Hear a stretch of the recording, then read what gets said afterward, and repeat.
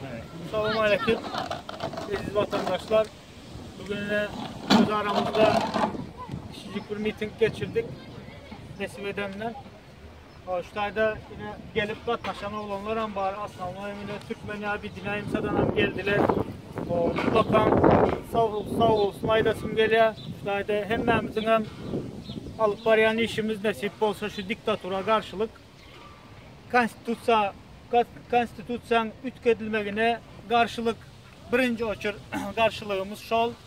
Bu diktaturanı yıkmazsak hemmemiz birlikte başka hiç kim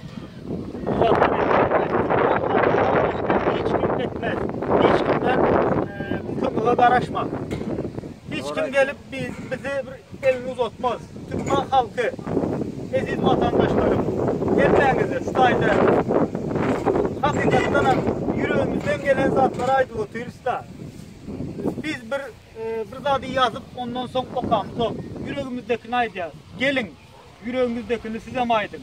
Bahadır içinizde toplanıp veren zatlar. 28 yıldan beri yok mu hiç kaysınızın açacak zatını?